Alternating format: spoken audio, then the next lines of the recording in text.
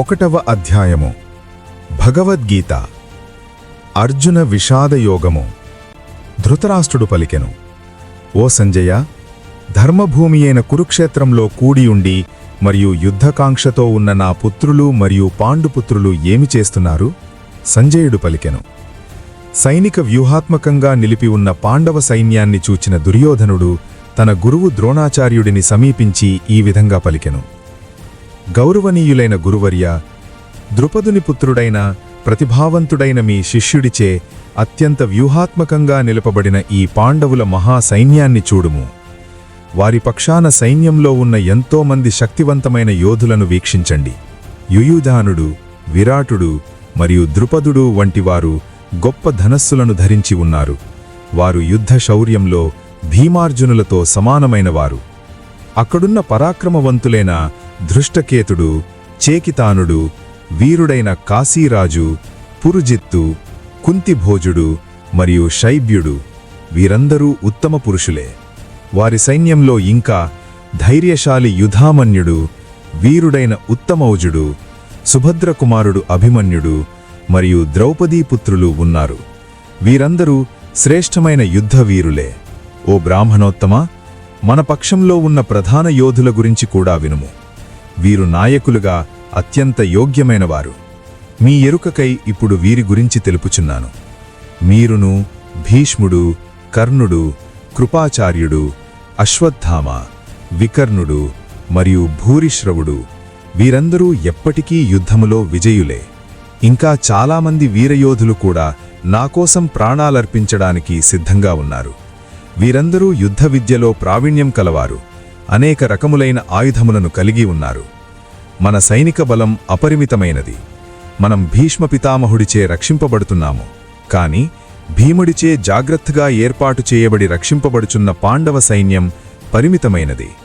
కావున కౌరవ సేనానాయకులందరికీ మీ వ్యూహాత్మక స్థానాలను పరిరక్షిస్తూ భీష్మ పితామహుడికి పూర్తి సహకారం అందించమని పిలుపునిస్తున్నాను.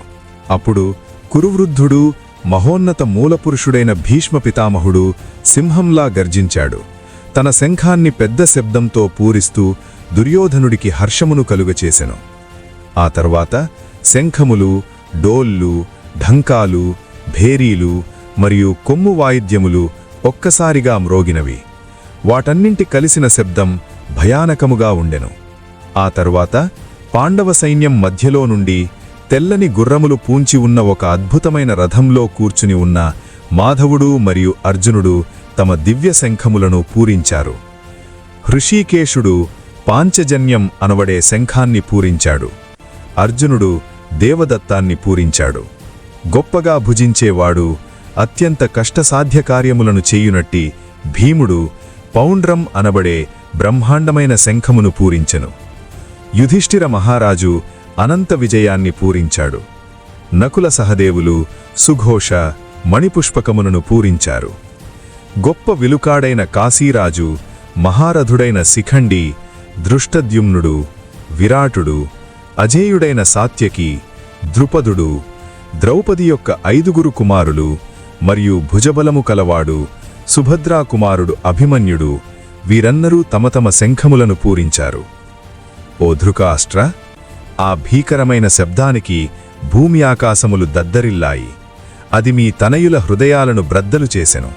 ఆ సమయంలో తన రథం జెండాపై హనుమంతుని చిహ్నం కలిగి ఉన్న పాండుపుత్రుడు అర్జునుడు తన ధనస్సును తీసుకున్నాడు.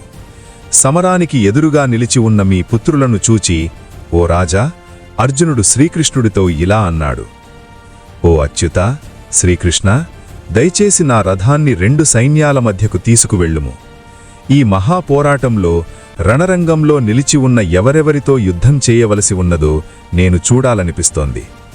దుర్బుద్ధిగన ధృతరాష్ట్రుని పుత్రుణ్ణి సంతోషపెరటడం కొరకు అతని పక్షాన యుద్ధానికి వచ్చి ఉన్న అందరినీ ఒకసారి నాకు చూడాలనిపిస్తోంది.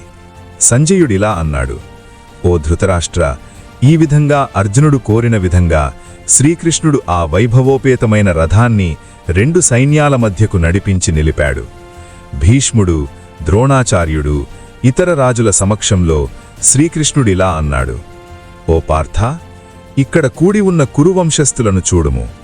అక్కడ 2 సైన్యాలలోనూ ఉన్న తన తండ్రులను, తాతలను, గురువులను, మేనమామలను, సోదరులను, దాయాదులను, పుత్రులను, మనవళ్లను, మిత్రులను, మేనల్లుళ్లను మరియు శ్రేయోభిలాషులను చూచెను. అక్కడున్న తన బంధువులందరినీ చూచిన కుంతీపుత్రుడు అర్జునుడు కారుణ్యభావం ఉప్పొంగినవాడై తీవ్ర దుఃఖంతో ఈ విధంగా పలికెను. ఓ కృష్ణ, యుద్ధానికి బారులు తీరి ఒకరినొకరు చంపుకోటానికి పూనుకుంటున్న నా బంధువులను చూచి నా అవయవాలు పట్టుతప్పుతున్నాయి, మరియు నా నోరు ఎండిపోతున్నది. నా శరీరమంతా వణుకుతోంది, నా వెంట్రుకలు నిక్కబొడుచుకుంటున్నాయి, నా విల్లు గాండీవం చేజారిపోతోంది, మరియు నా చర్మమంతా మండిపోతోంది. నా మనస్సు ఏమీ తోచని స్థితిలో అయోమయంగా తిరుగుతోంది. ఓ కృష్ణ, కేసి రాక్షసుడను సంహరించినవాడా, అంతటా అశుభశకునాలే కనపడుతున్నాయి. ఈ యుద్ధంలో సొంత బంధువులనే చంపుకోవడం వలనే మంచి ఎలా కలుగుతుందో నేను చూడలేకున్నాను. ఓ కృష్ణ, నాకు విజయం కాని, రాజ్యం కాని, వాటి వల్ల వచ్చే సుఖం కాని అక్కరలేదు.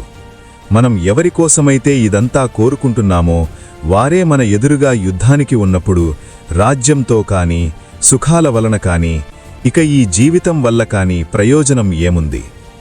గురువులు, తండ్రులు, కొడుకులు, తాతలు, మేనమామలు, మనవళ్ళు, మామలు, బావమర్దులు, ఇంకా ఇతర బంధువులు, వీరందరూ తమ ప్రాణాలను, ధనాన్ని పణంగా పెట్టిమడి ఇక్కడ చేరి ఉన్నారు. ఓ మధుసూదన, మనమీద వారు దాడి చేసినను నేను వారిని సంహరింపను. ధృతరాష్ట్రుని పుత్రులను సంహరించిన ఈ భూమండలమే కాదు, ముల్లోకాలపై ఆధిపత్యం సాధించినా సరే ఏం తృప్తి కలుగుతుంది మనకు? సర్వభూతాల సంరక్షకుడు, పోషకుడు అయినవాడా, ఓ జనార్దన, ధృతరాష్ట్ర తనయులను చంపి మనం ఎలా సంతోషంగా ఉండగలం?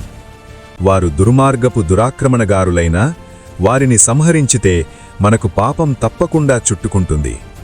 కాబట్టి స్వంత దాయాదులైన ధృతరాష్ట్రుని పుత్రులను మరియు మిత్రులను చంపడం మనకు తగదు.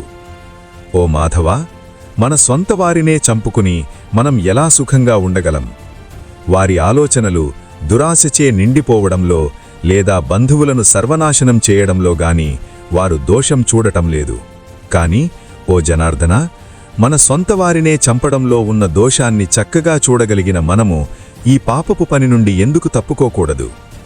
వంశనాశనం జరిగినప్పుడు ఆ వంశాచారములన్నీ అంతరించిపోవును, మరియు మిగిలిన కుటుంబ సభ్యులు అధర్మపరులగురు. దుర్గుణాలు ప్రబలింపడం వలన ఓ కృష్ణ, కులస్త్రీలు నీటి తప్పిన వారగురు, మరియు స్త్రీల యొక్క అనైతిక ప్రవర్తన వలన ఓ వృష్ణి వంశస్థుడా అవాంఛిత సంతానం జన్మిస్తారు. అవాంఛిత సంతానం పెరగడం వలన కులమునకు, కులనాశనం చేసిన వారికి కూడా నరకం ప్రాప్తిస్తుంది. శ్రాద్ధ తర్పణములు లుప్తమైన కారణంగా ఆ భ్రష్టుపట్టిన వంశ పూర్వీకులు కూడా పతనమవుతారు. కుటుంబాచారమును నాశనం చేసి అవాంఛిత సంతానం పెంపొందడానికి కారణమైన వారి దుష్టచేష్టల వలన అనేక సామాజిక, కుటుంబ సంక్షేమ ధర్మాలు నశించిపోవును. ఓ జనార్దన, కులాచారములను నాశనం చేసిన వారు నిరవధికంగా నరకంలోనే ఉంటారని నేను పండితుల నుండి విన్నాను. అయ్యో, ఎంత ఆశ్చర్యం! దారుణమైన పరిణామాలు కలుగచేసి ఈ మహాపాపం చేయడానికి మనం నిశ్చయించాము.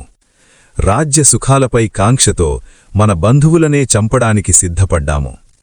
ఆయుధాలు చేతిలో ఉన్న ధృతరాష్ట్రుని పుత్రులు ఆయుధాలు లేకుండా ప్రతిఘటించకుండా ఉన్న నన్ను యుద్ధభూమిలో చంపివేసినా సరే అది దీనికంటే మేలే. ఈ విధంగా పలికిన అర్జునుడు దీనస్థితిలో తీవ్ర శోకసంతప్తుడై తన బాణాలను, ధనస్సును పక్కన జారవిడిచి రథంలో కూలబడ్డాడు. ఈ వీడియో మీకు నచ్చినట్లయితే లైక్ చేసి షేర్ చేయండి. మరెన్నో వీడియోస్ కోసము మా ఛానల్ని సబ్స్క్రైబ్ చేసుకోండి.